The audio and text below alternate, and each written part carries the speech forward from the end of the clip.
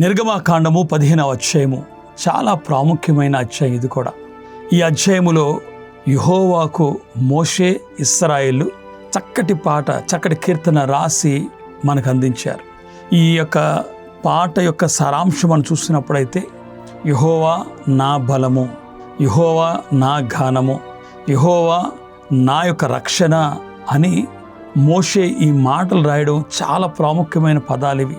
అంత మాత్రమే కాదు, ఇశ్రాయేలును తండ్రి నీవు పరిశుద్ధ దేవాలయముకు నడిపించితివి అని ముందుగానే ఒక ప్రవచన రూపములో ఈ మాట పలకడం చాలా ఆశీర్వాదకరమైన మాట అని మీకు జ్ఞాపకం చేస్తున్నాను.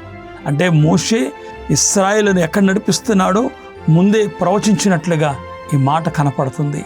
అంత మాత్రమే కాదు, ఈ యొక్క ఆ పాటలో మనం జాగ్రత్త గమనించినట్లయితే రాతి వలె ఐగుప్తీయులను అడుగంట చేసావు తండ్రి, అలాగే సీసం వలె ఇదిగో వారు మునిగిపోయేటట్లు చేశావు. మరి నీవు విమోచించిన ఇశ్రాయేలు ప్రజలను ఎంత దేవుని సన్నిధికి ఎలా నడిపించావో సారాంశము ఈ యొక్క పాటలో కనపడడం ఆశీర్వాదకరమని మీకు జ్ఞాపకం చేస్తున్నాను. కాబట్టి ప్రియమైన దేవుని పిల్లలారా, అలాగే వారి పితరుల దేవుణ్ణి వారు మహిమపరచడం అనేది ప్రాముఖ్యంగా ఈ యొక్క వచనములలో మనం చూడొచ్చని మీకు మనవి చేస్తున్నాను. ఫిలిస్తీన్లను వేదన కలిగెను, ఎదోము నాయకులను కలువరపడెను, మోయాబు బలిష్ఠులను వణికి పుట్టెను, కనాన్ నివాసులు కరిగిపోదురు, ఐగుప్తులు సముద్రములో నశించెదరు అనే ఈ మాటలు ఈ పాటలో కనపడడం మరింత దీవెనకరము, ఆశీర్వాదకరం. అనగా దేవుడు భవిష్యత్తులో ఏం చేయబోతున్నారు, వారు వెళ్ళి పాలుతేలిన ప్రపంచ దేశంలో ఎలాంటి స్థితి కలిగి ఉంది, వారిని ఎలాగ దేవుడు తరిమివేసి ఆ దేశాన్ని వీరికి స్వతంత్రతగా ఇచ్చారో ఈ మాటలు ముందుగానే మోషే కీర్తన రాయడం ఆశీర్వాదకరమని మీకు జ్ఞాపకం చేస్తున్నాను. అంత మాత్రమే కాకుండా ప్రవక్త్రి అయిన మరి మిరియాము తనతో పాటు కలిసి కొంతమంది సహోదరులతో స్త్రీలతో కలిసి తంబూర పట్టుకొని నాట్యమాడుతూ ఈ పాట పాడుచుండగా స్త్రీలు కూడా తంబూర్లు పట్టుకొని పాటతో పాటు నాట్యం చేస్తూ వారు కూడా గానం చేసినట్లుగా ఈ యొక్క వాక్యములో లేకపోతే ఈ కీర్తనలో ప్రాముఖ్యంగా ఈ అధ్యాయంలో కనపడుతుందని మీకు జ్ఞాపకం చేస్తున్నా. ప్రియమైన దేవుని పిల్లలారా, మనము కూడా దేవుడు మనం చేసిన మేలును బట్టి స్తుతించాలి అని ప్రేమతో మీకు మనవి చేస్తున్నా.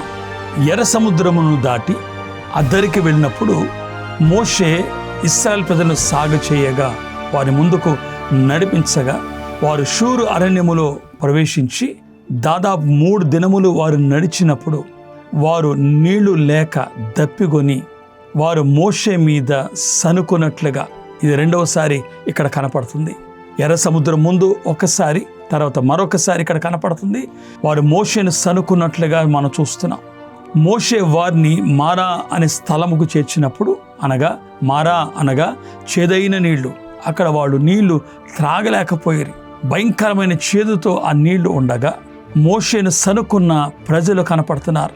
ఇలాంటి పరిస్థితులలో మోషే చేసిన ప్రాముఖ్యమైన పని ఏంటంటే దేవునికి మొరపెట్టగా, ఎప్పుడైతే దేవుణ్ణి ఆ మొరపెట్టారో దేవుడు చిన్న పని అప్పగించారు. ఆ చిన్న పని ఏంటంటే ఆయన ప్రార్థించిన స్థలం దగ్గర ఉన్న ఒక చెట్టు కొమ్మను తీసి నీళ్లలో వేయమనగా ఆ మారా అనే భయంకరమైన చేదైన నీళ్లు, మారా అనగా చేదు, ఆ నీళ్లు మధురముగా మార్చబడి ఇశ్రాయేలు కడుపు నిండా నీళ్లు త్రాగి వారు ముందు కొనసాగినట్లుగా మనకు కనపడుతుంది. యెహోవా వారిని ఇలాగ మాట్లాడాను. ఏమని మాట్లాడానంటే, మీరు దేవుని వాక్కును శ్రద్ధగా విని ఆయన దృష్టికి న్యాయమైనది మీరు చేయగలిగినట్లయితే, ఆయన కనులకు విధేయులుగా మీరు ఉండగలిగితే, ఆయన కట్టలను మీరు అనుసరించగలిగితే, నేను ఐగుప్తులు చేయు ఏ రోగమునైనా మీకు రానికుండా నేను చూస్తాను అని చెప్పి నిన్ను స్వస్థపరచువాడు నేనే అని వాగ్దానం చేసి వారిని మరి శ్రేష్టమైన స్థలానికి నడిపించారు. అది 12 నీటి ముగ్గలున్న స్థలముకు, 70 ఈత చెట్ల స్థలముకు వారు తీసుకెళ్ళి అక్కడ వారిని బస ఏర్పాటు చేసినా కనపడుతుంది. గనుక ప్రియమైన దేవుని పిల్లలారా, కాబట్టి ఈ యొక్క 15వ అధ్యాయం యొక్క సారాంశము ప్రాముఖ్యంగా ఇలా కనపడుతుంది. ఈ యొక్క 15వ అధ్యాయములో ఒక ప్రాముఖ్యమైన మాట మీకు జ్ఞాపకం చేయాలని ఆశిస్తున్నాను. కొరింథీయులకు రాసిన మొదటి పత్రిక 10వ అధ్యాయం 13వ వచనములో ఇలాగ రాయబడింది. సాధారణంగా మనుషులు కలుగు శోధనే తప్ప మరి ఏదియు దేవుడు మీకు రానియడు అని చెప్తూ దేవుడు నమ్మదగినవాడు అనే మాట జ్ఞాపకం చేస్తూ అలాంటి శ్రమలలో అలాంటి శోధనలో కూడా దేవుడు సులువైన మార్గాన్ని మీకు అనుసరించడానికి మీకు వీలు కలిగించడానికి ఆయన చలి కల్పిస్తాడని రాయబడినట్లు ఈరోజు నేర్చుకోవాల్సిన ఒక మాట ఏంటో తెలుసా? ఇదిగో చూడండి, ఎంత భయంకరమైన శ్రమ. ఆ భయంకరమైన శ్రమ ఎలాంటిది అంటే ఇశ్రాయేలుకి ఉదాహరణకి 1-2 కాదు 30 లక్షల మందికి నీళ్లు ఆ యొక్క ఎడారిలో అనగా అరణ్యములో వారికి నీళ్లు తీసుకురావడం అంటే చిన్న విషయం కాదు.